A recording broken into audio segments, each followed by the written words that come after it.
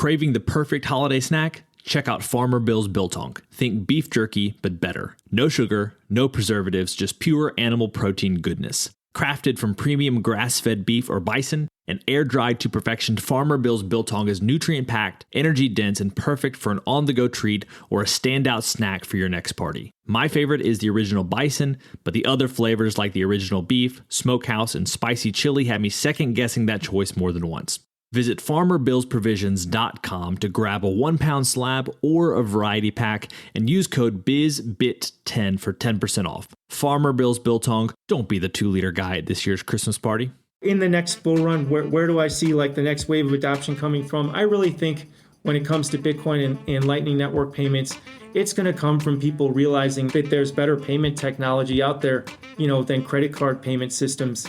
And once Bitcoin and the Lightning Network have just turned that tiny corner where it makes more economic sense to do Bitcoin and Lightning Network payments than it does to say accept Visa. When it's first in line right there, which I think is not very far off, it's gonna be explosive. Welcome to the Business Bitcoinization Show, the show dedicated to helping you enrich your life and grow your business with Bitcoin, the hardest money on planet Earth.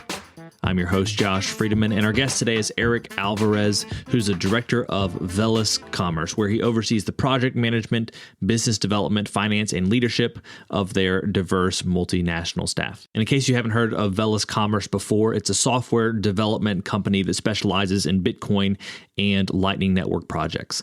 Veles enables businesses to integrate Bitcoin and Lightning Network payments and tech into websites, mobile applications, payment processors, enterprise systems, point-of-sale systems, and more.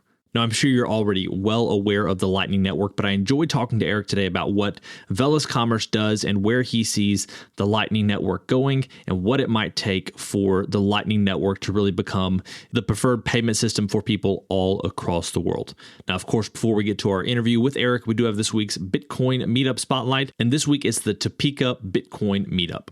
The Topeka Bitcoin Meetup was established in December 2021 with the goal of connecting like-minded individuals and promoting conversations about creating a Bitcoin circular economy in Topeka, Kansas. They hold a Bitcoin-only meetup every second Tuesday of each month at a local brewery. If you're in, around, or traveling through Topeka, the Topeka Bitcoin Meetup group invites you for casual conversations. You can reach out to them on Twitter at Topeka Bitcoin, on the Meetup app as Topeka Bitcoin Meetup Group, or on the Orange Pill app as Topeka Bitcoin. They look forward to meeting and discussing Bitcoin with you.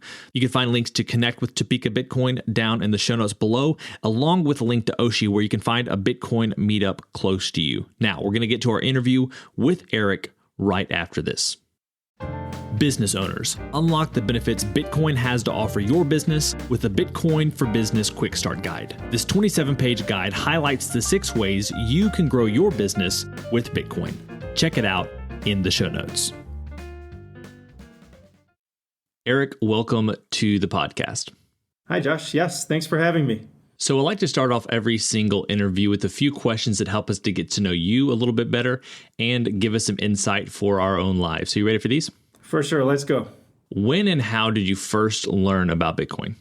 Okay. Well, I first learned about Bitcoin about 2013, so a long time ago, when my wife, Hannah, who is studied and got a degree in economics, got intensely interested in Bitcoin, having heard about it and researched it. And I actually used to drive her when This Is How You Bought Bitcoin. I used to drive her to a shopping mall in New South Wales, and we used to go and buy Bitcoin in person. Yeah, back in 2013, before there was a lot of the tools that are available now. So I'm sort of curious about that. I don't often ask follow-up questions, but it sounds sort of sketchy. And I know I've heard people on this podcast before saying that they didn't really get into Bitcoin as early as maybe they otherwise would have liked because it felt sketchy. Were there ever any situations like that? Or did you find that even back then, like you'd find today, when you show up and meet a Bitcoiner, it's just a great experience? It's always was really good. So we never had any type of sketchy experiences at all. I think at least in that part of the world where we were, and at that time, the people who were interested in this were like interested in this because they thought it was just the coolest thing ever. And no, it was always like, I mean, it kind of seemed like a drug deal, right? You show up to some weird place and bring your computer and you set your computers next to each other. And I would literally wait in the car. So it had all the elements of sketchiness, but it was never at all sketchy. No, it was always quite good. Question number 2 is this. What's an insight or fact about Bitcoin that you wish everyone understood? This is a great question. And for me, the number one thing to understand about Bitcoin is like that old saying that if it's not your keys, it's not your Bitcoin. So Bitcoin that's on an exchange, Bitcoin that's in a custodial wallet. I mean, we've learned time and time again, talking about early experiences in Bitcoin, we were like this close to getting Mt. Goxed, if you all are familiar with that, but it was like an early exchange that collapsed and everybody lost their money. I think they're slowly getting it back now, but and now that's 10 years later. But yeah, Bitcoin in an exchange or where you don't hold the keys yourself is not really Bitcoin and is not really yours. So that's my number one thing. So question number 3 is this. What's the Bitcoin resource you most recommend to other people? Okay, so I think it definitely depends on your goals, but I absolutely love these 2 books by Andreas Antonopoulos. They're available for free online. He made them open source, so you can literally go and read the entire books online for free, or you can buy them too if you want a paper copy. But the 2 books are called Mastering Bitcoin and Mastering the Lightning Network. And from a technical point of view, from somebody who really wants to get into the details of how Bitcoin works, I think they're just absolutely the best thing, out there, and have taught me so much. I still go back to them, not every day, but I still go back to them regularly to for the guidance and the information there. So I would recommend them heavily, and that they're open to everybody around the world at no cost, I think is amazing. So beyond Bitcoin, what's a resource, tool, or idea that's been helpful to you and your work at Velis Commerce recently? Okay. So recently, I think the best non-Bitcoin, although slightly related, resource that I've had is to find a dedicated bookkeeper.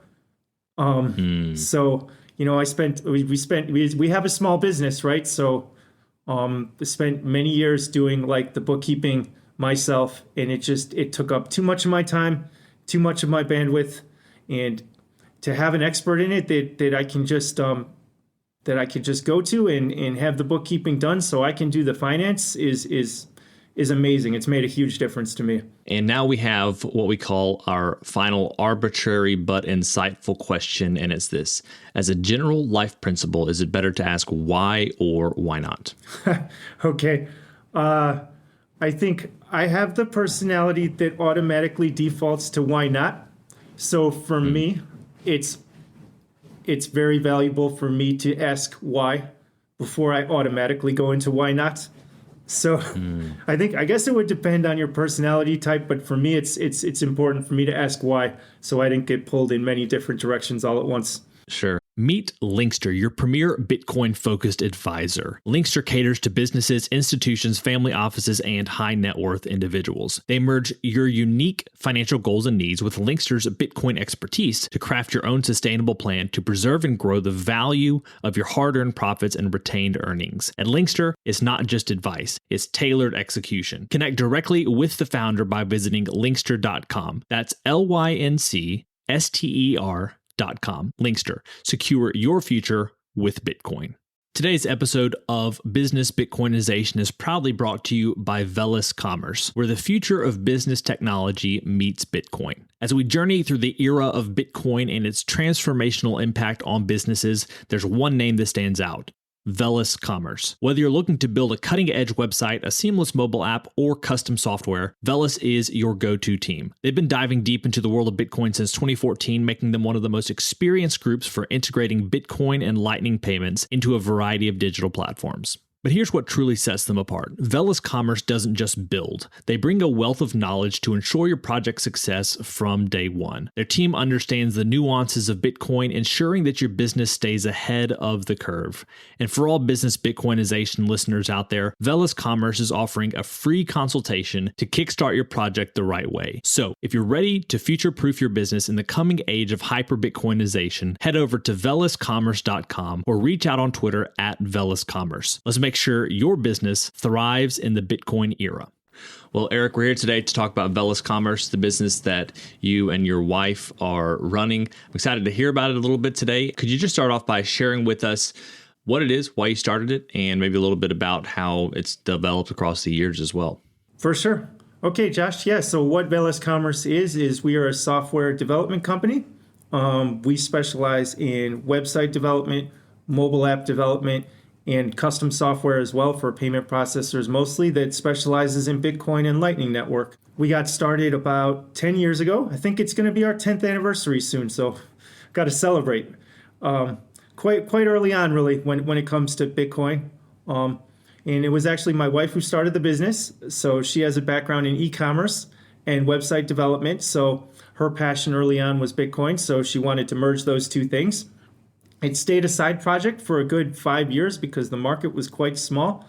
And then, it is a Bitcoin business. When the market booms, our business booms too. So in the 17, 18 boom, it became her full-time job. And in the 2020 to 2021 boom, it became my full-time job too. And so essentially what you're doing is providing the infrastructure to accept Bitcoin. Is that correct?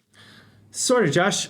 So we're software developers. So as in consultants, we don't provide any sort of products or our own infrastructure, but rather, we build software for people. So whether that's a website, whether it's a mobile app, or whether it's actual server and infrastructure builds. But so we provide the services like the developers and the know-how to build it. And build it, but we don't actually offer any kind of product. For example, there's no Velis Commerce wallet. There's no Velis Commerce payment gateways, nothing like that. We take the best parts available to us and design and build projects. Yeah. What are the types of people that come to Velis Commerce? What are their needs? Why do they come to you guys? And then I guess whenever they leave, what do they leave with? Okay. All right. Great question, Josh. So, businesses come to us from a variety of places and with a variety of needs. So I think some people get into Bitcoin a lot of people get into Bitcoin because it's their passion. And if it's their passion, they want to be able to accumulate and invest in Bitcoin. There's no real better way to invest in Bitcoin than to accept it and get paid in it. So opening up your website or your mobile app, or, you have custom software, for example, like enterprise resource planning software, opening that up to accept Bitcoin payments gets you Bitcoin in the best way possible, whereas in, somebody just pays you in it. So that's definitely one aspect of it, people who are looking to invest in Bitcoin and want to earn it. Another one is businesses that look at that as a vehicle to attract new markets. There's a lot of Bitcoiners, and if you're looking to tap into the people who are enthusiastic about that, especially younger people, crypto and Bitcoin payments hit a younger generation, which is a valuable market for a lot of businesses. So if you're looking to kind of tap into that and in less of a Bitcoin passion and more of opening up business markets, I think that's another big one.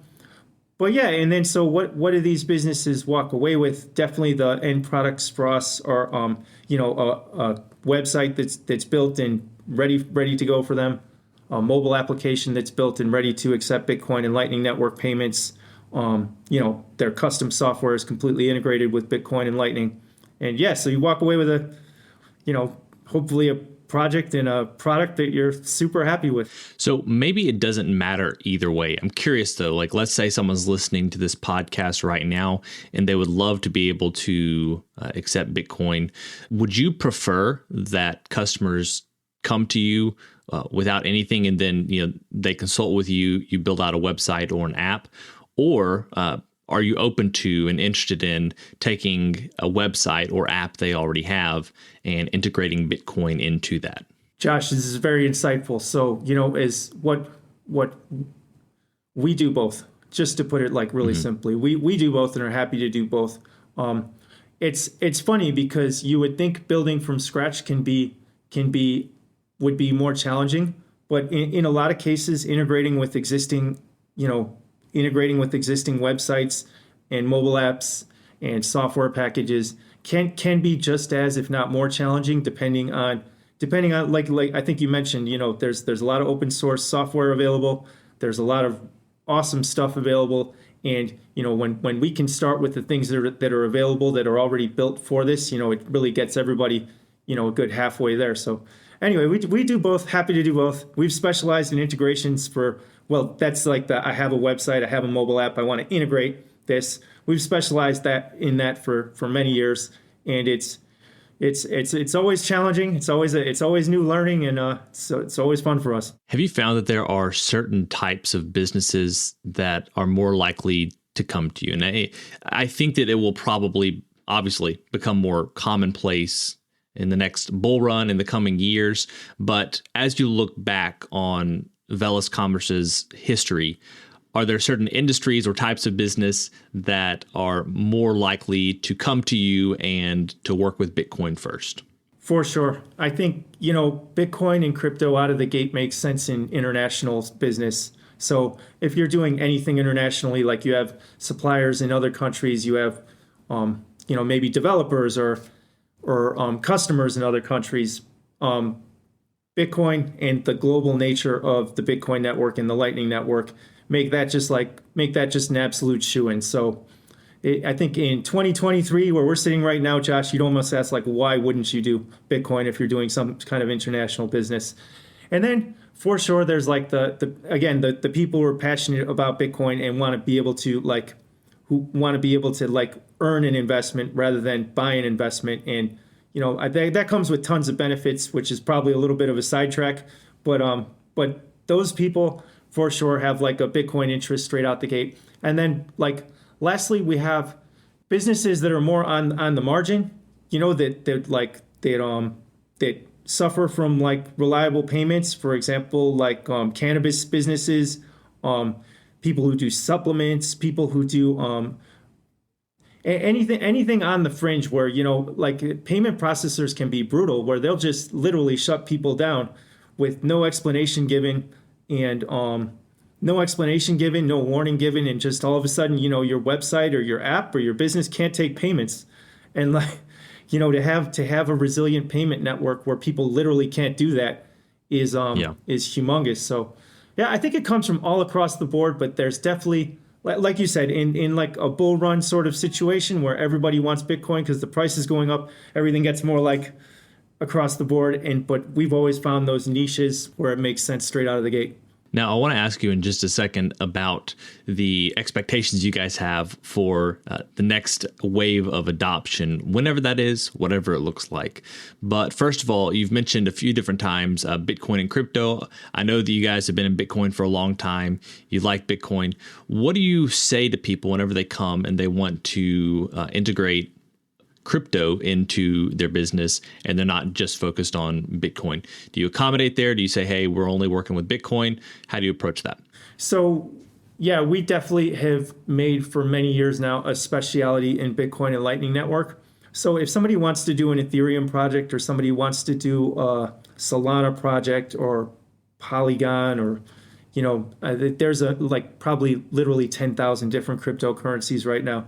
We try to have other companies where we can sort of, people we know and trust and do good work. And if somebody wants to do an Ethereum project, or somebody wants to do a project with, let's say Ethereum. That's the most popular one. It doesn't matter. But we have companies that we know do good work. Unfortunately, we've lost a lot of them, in this crypto winter. But no, we do. We specialize in Bitcoin and Lightning. We try and keep our focus laser tight because it's hard to, we want to do our job well, right? And doing our job well means focusing, in tech, that, in my opinion, that's what it means. That's our niche. We want to hit it. We want to be the best at it. So yeah, we try and keep everything else to everybody else. So those people that you refer business to who work with other types of the many different types of crypto, do they focus only in one area as well? Or I guess really the question is Bitcoin one of those things that everyone likes to think that they can work with? Or are you also considered someone that they would refer Bitcoin interested people to? Okay, so I think I understand this one, Josh, but maybe stop me if I'm understanding it wrong. Is like, so another type of development shop, right? Will they focus in like blockchain projects in general, rather than just focusing on Ethereum, or like kind of how we just focus on Bitcoin? So I found both. So I found companies that are happy to take on any type of blockchain project whatsoever. But Ethereum definitely is a big enough ecosystem where I know there are businesses that focus in EVM projects and nothing else. And again, like, just I guess this is part of like a bias, but I think you want a specialist when it comes to this sort of thing, somebody who's taking the time to understand the industry in depth. And I've literally seen projects recently that people have come to us where they get crypto developers, but Bitcoin's hard, right? Bitcoin's different. So yeah, and then luckily they find us and we're able to help. Where do you see the adoption coming from in the next wave? Do you have a sense of what types of businesses might be next? Is it just more international businesses who haven't yet gotten into Bitcoin? What are some of the trends that you either see on the horizon or some of the things that you expect to happen when that next wave of adoption hits when it comes to adoption in businesses? Yeah, it's really interesting. I think when it comes to adoption in businesses, like the next short-term wave, right? Like, so say like the next year from now, is definitely like hitting that Bitcoin market, hitting the market for Bitcoiners, targeting that market exactly with a product you think they'd like, and then just hitting that market spot on. In the bigger picture, like you said, in the next bull run scenario, you could probably tell from my answer that I don't think the next bull run scenario is coming within the next like 6 months or so. I think we're in like a year-ish, but I don't do financial advice, so there's a disclaimer. But so in the next bull run, where do I see like the next wave of adoption coming from? I really think when it comes to Bitcoin and Lightning Network payments, it's going to come from people realizing that that there's better payment technology out there, than credit card payment systems. And once Bitcoin and the Lightning Network have just like turned that tiny corner where like it makes more economic sense to do Bitcoin and Lightning Network payments than it does to say accept Visa, when it's like first in line right there, which I think is not very far off. It's going to be explosive. That's encouraging to hear. And I know that you're on the bleeding edge when it comes to Lightning Bitcoin payments. What does it take to go from where Lightning is now to where it's number one over Visa, over MasterCard, over PayPal, over anything else? Oh, wow. Okay. This is great. So this is something I've been giving a lot of thought of in recent weeks, and it's partially sparked by an analysis article by River Financial talking about the state of Lightning payments in 2025. So like, hey, let's look ahead 2 years from today and say where are Lightning payments? Where are the pain points now? And what will this look like, when we solve those pain points? And I think the Lightning Network has a few pain points right now that are like that we as developers and businesses that are working with Lightning have to get around, which is okay. So there's a few like technical details here, but right now we're using basis of Lightning technology standard 11 type of communications, right, for making our invoices and making payments. I think so. They're called bolts, basis of Lightning technology. It's just kind of like the standard way that Lightning nodes communicate with each other. I think when we moved on to some of the key features of Bolt 12, which will allow for reusable invoices. Right now, every time I want to make a payment to you, Josh, somewhere, somehow, you have to be online to receive that payment. Your server, your mobile application, your phone, whatever it is, it has to be online to receive that payment because I'm going to ask it for a payment request, before I can pay it, I need to ask it for a payment request. And in some way, via proxy, there's all kind of clever tech out there to do this.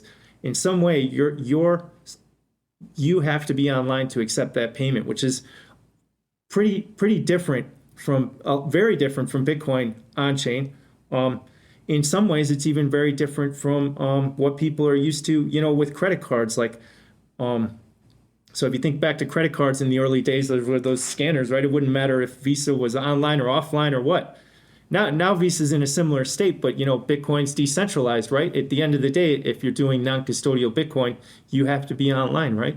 So I think that's one of the most principal pain points. And once we get around that, and there's some really interesting tech in Bolt 12 coming up to get us around that, we're gonna see things developing much faster, getting, like you said, much more ready for eventual being an eventual contender for the large payment networks of today. So essentially, when Bolt 12 is the fully adopted standard for Lightning, you see it being on a competitive level with Visa. I think that's one of the main things, Josh. We also have to work out as Lightning developers and Bitcoin developers, we have to work out really clever ways to manage liquidity. Liquidity in the Lightning network is always challenging. There's a number of ways to manage this, but it takes a lot of work, and there's still rough edges, in high fee environments, in high Bitcoin on-chain fee environments. So when the network's busy, basically the Lightning network channels become very expensive and hard to manage. So yeah, I think there's a lot of liquidity work to do. There's probably the three main things we need to tackle to get the Lightning network ready to compete as a major payment gateway are liquidity solutions, the need for online payments, and there's this really cool thing coming online now called this idea of Lightning service providers. I think a Lightning service provider still there's a lot of rough edges around the definition of this stuff because it's cutting edge technology, but essentially it's Lightning's very complicated. If we could have interoperable Lightning service providers where okay, Josh, you provide Lightning service payments to my application, but I think Hannah's is a better deal. I'm going to unplug your Lightning service provider and I'm going to plug in Hannah's, right? I think hers is more decentralized, better for me. And then, now I found somebody better than Hannah's. I'm going to use Pulse. And I can unplug Hannah's, I can use Pulse. I think this idea of having interoperable Lightning service providers are going to make a lot of growth in coming years. It's an interesting idea. Again, it's really, really cutting edge. The idea of exactly what that is still being defined. But we got some really cool ones coming online now, that are actually usable. And yeah, it's fun stuff. Perfect. So I want to get some final thoughts from you in just a second. But before that, I do want to give you a chance to just have a quick elevator pitch to business owners out there who might be interested in using you guys working with Velis Commerce in the future. What's the quick pitch? Who are you for, and why should they go with you? Okay, Josh, this is something I've worked on for many years, so we're going to do my elevator pitch. Okay, so we do work with businesses. That's our focus. So people who have businesses and real projects, we've always tried to be grounded. So if you have a real business, real project, you want to accept Bitcoin and Lightning network payments, you want to use Bitcoin and Lightning features, then we're a software development team that can make that happen for you. I'm going to not pitch Velis, but also pitch some of the tools we use. But there's some really awesome open source software out there that we are very expert in. So that includes BTC Pay Server, Lightning Dev Kit, Bitcoin Dev Kit, now and new, the Breeze SDK. There's just really great go-to software. If businesses come to us, we can point them in the right direction and get them going. Perfect. And any final thoughts? I know that, we've talked a decent amount today about the Lightning Network. I think you probably brought some things to the fore that a lot of listeners weren't necessarily privy to or thinking about. I've definitely learned some things today, but maybe final thoughts for business owners or just Bitcoiners who are interested in the future, especially when it comes to Lightning. For business owners, I think probably the one critical strategy and probably the number one reason why it makes sense almost regardless of what you're trying to do in Bitcoin and Lightning Network is the idea of, these not your keys, not your Bitcoin. So you're going to need a strategy to securely save your Bitcoin for you, not on an exchange where it can get hacked or, be part of an FTX or a Mt. Gox or a, Prime Trust. But from the ground up, I think it's very valuable for a business owner to think about how they're going to secure their Bitcoin and how they're going to use it as a business, right? It's a new tool. You've got to have the right tools and procedures in place to make sure that, that it's used securely and yeah. And where can people go to find out more about Velis Commerce and to keep up with you as well? All right. Thanks, Josh. So we have a website, veliscommerce.com. You can always go there. We also do a bi-weekly newsletter centering on Bitcoin for business. So you can sign up also on our website. I think it's veliscommerce.com/newsletter. So that's bi-weekly. If you're interested in Bitcoin for business and especially from the software and tech side, then I'm biased, but I recommend you sign up. And, you can always reach out to us. You can contact us on Twitter. You can contact us on LinkedIn and, of course, via the website, too. Perfect. Well, Erik, thank you so much for your time today. It's been a pleasure. Okay. You too, Josh. Always fun to talk Bitcoin for business, man. Well, friends, it's a wrap. Thanks so much for listening to this episode of the Business Bitcoinization Show. If you want to reach out to either me or Erik, you can find those links down in the show notes. And if you want to accept Bitcoin on your website or app, check out Velis Commerce. As always, keep building, keep growing, and until next time, keep living and leading well. If you're a regular listener of the podcast, thank you. If you want to take a further step in your support for the show, you can help us grow by listening on Fountain, a value-for-value podcast app on iOS or Android. If you hear something you like that you disagree with or anything else, you can share it by sending some sats and adding a comment with your thoughts. Some of you have already done this, and I appreciate it. I'm going to begin reading your boosts on upcoming episodes, so if you have some insight or value to add, let the people know. Getting started with Fountain is easy. You can add Bitcoin to your Fountain wallet by using your fiat accounts or any Lightning wallet. And one of my favorite features is that once you're using the app, you can earn sats just by listening on Fountain. Check out the link in the show notes to get started with Fountain today.